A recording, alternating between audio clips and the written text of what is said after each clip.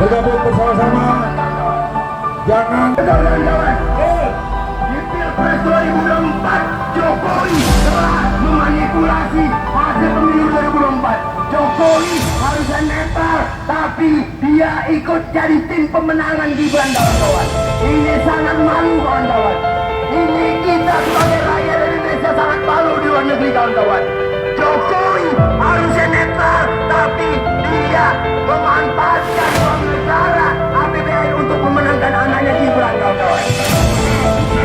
Sembako mahal, pendidikan mahal, jadi rakyat tidak salah minta Jokowi mundur hari ini atau rakyat bergerak menginginkan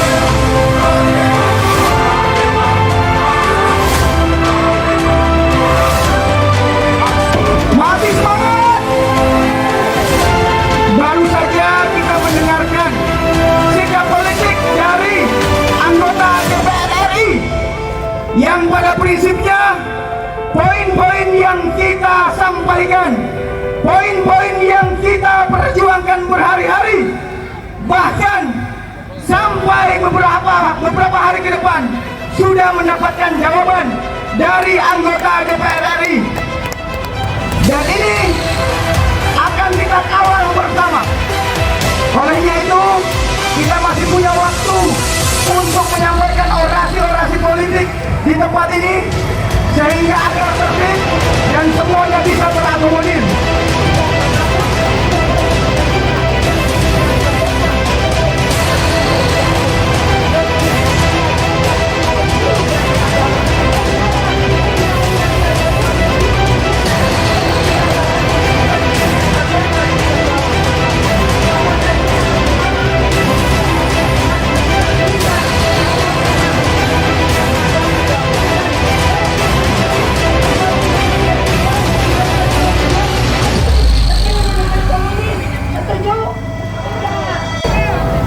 Teman-teman, yang harus diingat tadi kita dengar anggota parlemen kita bicara akan berusaha untuk hak angket.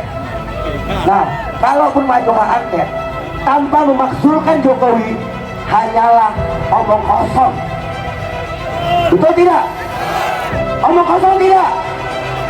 Tanpa memakzulkan Jokowi.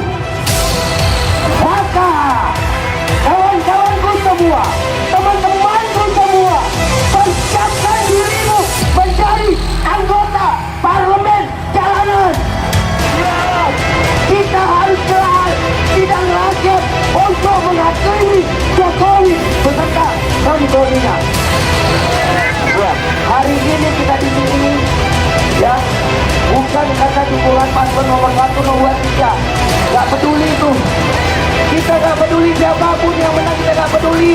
01 menang, 02 menang, 03 menang, kita gak peduli. Karena apa? Karena mereka akan menjadi musuh rakyat ketika kebijakannya tidak pro pada rakyat. Betul tidak? Siap kita memusuhi kembali. Hari ini kita nyatakan Jokowi musuh rakyat Indonesia.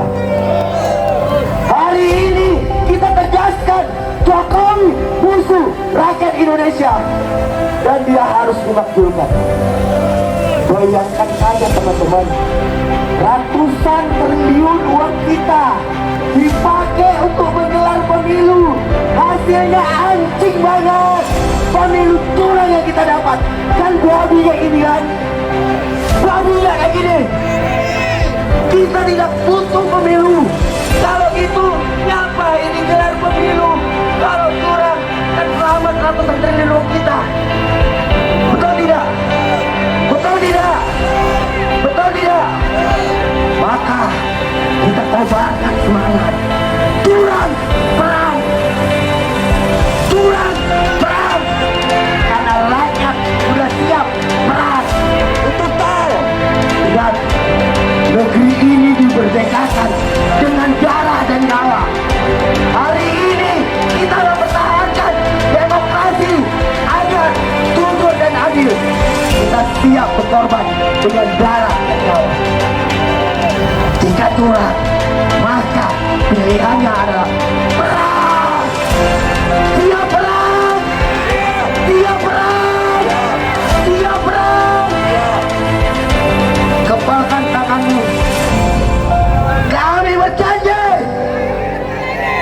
jika curang, kita perang. Semangat kawan-kawan, jangan pernah takut, jangan pernah mundur, dan jangan pernah gentar. Ingat, jahanam-jahanam yang di dalam, mereka kita gaji. Jika mereka tidak patuh pada rakyat, kita seret nanti mereka keluar dalam sidang rakyat. Sepakat, sepakat, siap perang, siap perang, siap perang. Hidup rakyat Indonesia. Salam dari itu, hidup lagi.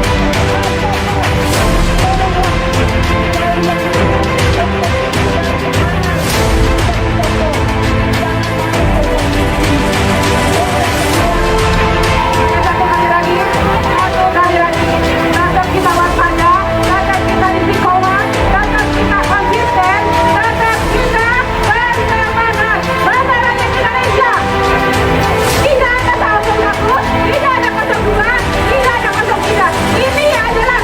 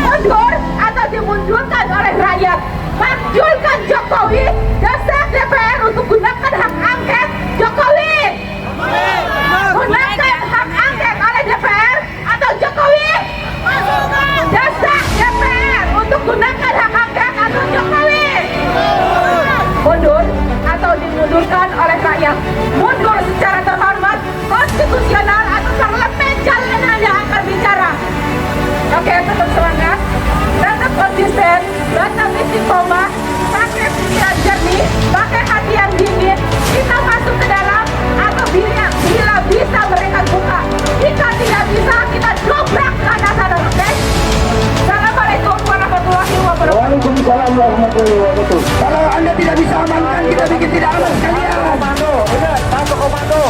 Hei, oh kawan-kawan, udah. Hei, udah.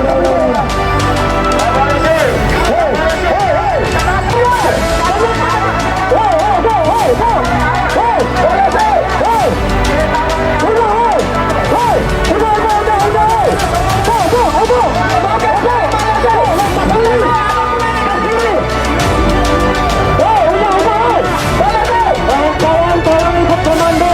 Kalau tidak ikut komando, maka acara tidak dapat dilanjutkan. Kawan-kawan bisa ikut komando kita.